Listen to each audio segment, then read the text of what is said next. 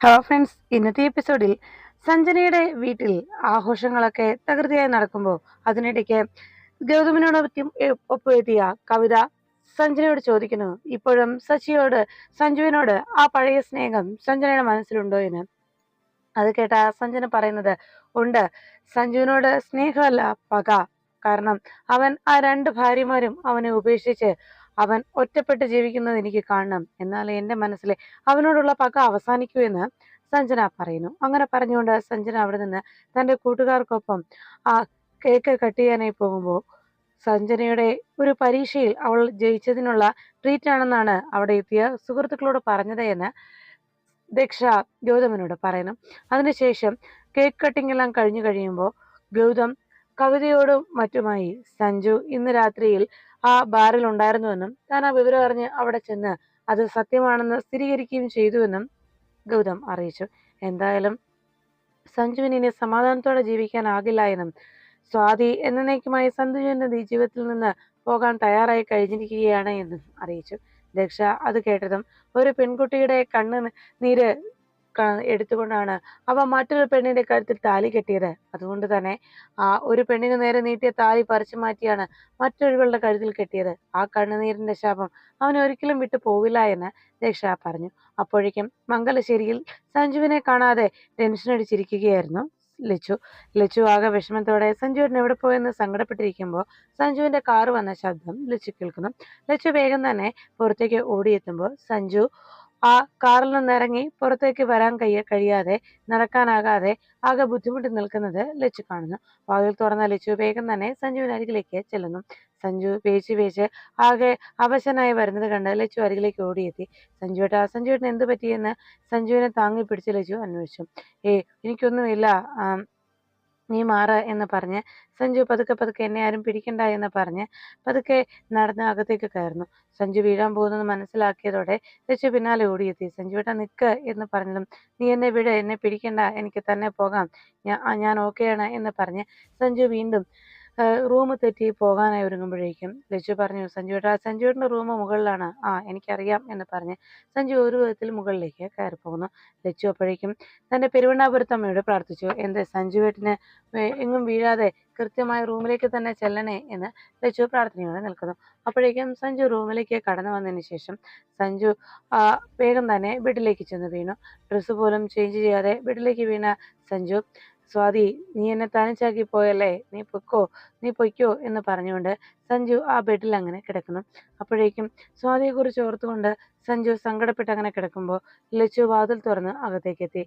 നീ വന്നോ എന്ന് ചോദിച്ച് സഞ്ജു ആ അബോധാവസ്ഥയിൽ ഓരോന്നും വിളിച്ചു പറയുന്നു. അപ്പോഴേക്കും ലച്ചു അരികിലേക്ക് വന്നതും സഞ്ജുവേട്ട എന്ന് വിളിച്ചതും സഞ്ജു, നീ വന്നോ, ഇനി വാ, എൻ്റെ അടുത്തിരിക്കുക എന്ന് പറഞ്ഞ് സ്വാതിയാണെന്നുള്ള തെറ്റിദ്ധാരണയിൽ ലച്ചുവിനെ അരികിലേക്ക് ചേർത്തിരുത്തുന്നു. ലച്ചു അരികിലേക്ക് വന്നതും സഞ്ജു ലച്ചുവിനെ അരികിലിരുത്തി ലച്ചുവിൻ്റെ കയ്യിൽ ഉമ്മ കൊടുത്തു. നീ എൻ്റെ അടുത്ത് തന്നെ വേണം, എങ്ങും പോകരുത് എന്ന് പറഞ്ഞ് ലച്ചുവിനെ തന്നെ നെഞ്ചിലേക്ക് ചേർത്ത് കിടത്തുന്നു. ലച്ചു അങ്ങനെ സഞ്ജുവിനെ നെഞ്ചിലേക്ക് കിടന്നതും അല്പനേരം കഴിഞ്ഞ് സഞ്ജു ലച്ചുവിനോട്, എങ്ങും പോകണ്ട, നീ എൻ്റെ അടുത്ത് തന്നെ വേണം, എൻ്റെ അരികിൽ തന്നെ വേണം എന്ന് പറഞ്ഞ് സ്വാതിയാണെന്നുള്ള തെറ്റിദ്ധാരണയിൽ ലച്ചുവിനെ ചേർത്ത് പിടിച്ചു. നീ എൻ്റെ ജീവനാ, എൻ്റെ ജീവന്റെ ജീവൻ, എനിക്ക് നിന്നെ എത്ര ഇഷ്ടമാണെന്ന് അറിയാമോ എന്നെല്ലാം സഞ്ജു പറയുമ്പോൾ ലച്ചുവിനെ മനസ്സ് നിറയുന്നു. സഞ്ജുവേട്ടൻ എന്നോട് അത്രയ്ക്ക് സ്നേഹമുണ്ടല്ലേ എന്നെല്ലാം അറിഞ്ഞ് ലച്ചു അങ്ങനെ സന്തോഷത്തോടെ സഞ്ജു പറഞ്ഞതെല്ലാം കേട്ട് സഞ്ജുവിനെ നെഞ്ചിലേക്ക് ചേർന്ന് കിടന്നു. അപ്പോഴേക്കും ലച്ചു വേഗം തന്നെ സഞ്ജുവിന് അരികിൽ നിന്ന് എഴുന്നേൽക്കുമ്പോൾ സഞ്ജു പറഞ്ഞു, നീ പോവാണോ, ഇവിടെ ഇരിക്കേ, എൻ്റെ അടുത്തിരിക്കെന്ന് പറഞ്ഞ് സഞ്ജു വീണ്ടും ലച്ചുവിനെ പിടിച്ചിരുത്താൻ ഒരുങ്ങുമ്പോൾ ലച്ചു പറഞ്ഞു, സഞ്ജുവേട്ടാ വേണ്ട, ഇപ്പോൾ അതിനുള്ള സമയം ആയിട്ടില്ല, ശാസ്ത്രികൾ പറഞ്ഞ സമയം ഒന്നും ആയിട്ടില്ല, അതെല്ലാം ആയി കഴിയുമ്പോൾ ഞാൻ സഞ്ജുവിൻ്റെ അരികിൽ തന്നെ ഉണ്ടാവുമല്ലോ, ഒരിക്കലും ഞാൻ എങ്ങും പോവില്ല എന്ന് പറഞ്ഞ് ലച്ചു സഞ്ജുവിനെ കൈ കൊടുത്തു. ലച്ചുവിൻ്റെ കയ്യിലേക്ക് അങ്ങനെ മുറുക്കെ പിടിച്ചുകൊണ്ടിരിക്കുമ്പോൾ, നീ പോവാണോ, നീ പോടി എന്ന് പറഞ്ഞ് ദേഷ്യപ്പെടുമ്പോൾ ലച്ചു പറഞ്ഞു, ഇല്ല സഞ്ജുവേട്ടാ, ഞാൻ സഞ്ജുവിൻ്റെ അരികിൽ തന്നെ ഉണ്ട് എന്ന് പറഞ്ഞ് ആ കൈയിലേക്ക് തൻ്റെ കൈ ചേർത്ത് കൊടുക്കുന്നു. സഞ്ജു പിന്നീട് പതുക്കെ അങ്ങ് മയങ്ങി. ഈ സമയത്ത് ലച്ചു വേഗം സഞ്ജുവിനെ ഡ്രസ്സൊന്നും മാറാതിരുന്നത് കൊണ്ട് ഈ ചൂടത്ത് ആവശ്യ കിടക്കണ്ടെന്ന് കരുതി സഞ്ജുവിൻ്റെ ഷർട്ട് പതുക്കെ ബട്ടൺസ് ഒക്കെ എടുത്ത് ലച്ചു ചൂട് അടിക്കണ്ട എന്ന് പറഞ്ഞ് അങ്ങനെ കിടത്തുന്നു. അതിനുശേഷം ഷൂ നൂരി കളഞ്ഞില്ലല്ലോ എന്നാലോചിച്ച് ലച്ചു വേഗം സഞ്ജുവിൻ്റെ കാലിൽ നിന്ന് ഷൂ എല്ലാം അഴിച്ചിടുന്നു.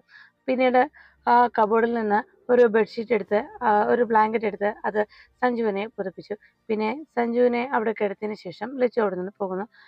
ലച്ചു സഞ്ജു തന്നോട് ഇത്രയേറെ ഇഷ്ടത്തോടെ സംസാരിച്ചെല്ലാം ഓർത്ത് ലച്ചു മംഗലശ്ശേരിയുടെ പുറത്തിറങ്ങി ആ കാര്യങ്ങളെല്ലാം ഓർത്തുകൊണ്ട് സഞ്ജുവേട്ടന് എന്നെ ജീവനാണ്, എനിക്കത് മതി എന്നെല്ലാം മനസ്സിൽ പറഞ്ഞുകൊണ്ട് അങ്ങനെ ലച്ചു ആ മംഗലശ്ശേരിയുടെ പുറത്ത് നിൽക്കുമ്പോൾ സഞ്ജു അന്ന് ലച്ചു വാങ്ങിച്ചു കൊടുത്ത ആ കുർത്ത ഇട്ടുകൊണ്ട് പിറന്നാൾ ഫംഗ്ഷന് വന്ന കാര്യവും ലച്ചു വളരെ സന്തോഷത്തോടെ സഞ്ജുവേട്ടൻ എന്നോടാണ് കൂടുതൽ സ്നേഹമെന്ന് ലച്ചു വളരെ സന്തോഷത്തിൽ പറയുന്നതും പിന്നീട് കേക്ക് കട്ട് ചെയ്തതിനു ശേഷം ലച്ചു സഞ്ജുവിന്റെ വായിലേക്ക് ആദ്യ പീസ് എടുത്ത് കൊടുത്തതുമൊക്കെ ഓർത്ത് സ്വാതി സങ്കടപ്പെടുമ്പോൾ അതെല്ലാം ആലോചിച്ചുകൊണ്ട് സ്വാതി അങ്ങനെയെല്ലാം വിഷമിക്കുമ്പോൾ സഞ്ജു തന്നോട് കാണിച്ച സ്നേഹത്തെക്കുറിച്ച് ഓർത്ത് ലച്ചു അങ്ങനെ മംഗലശ്ശേരിയുടെ മുറ്റത്ത് കൂടി നടക്കുന്നു.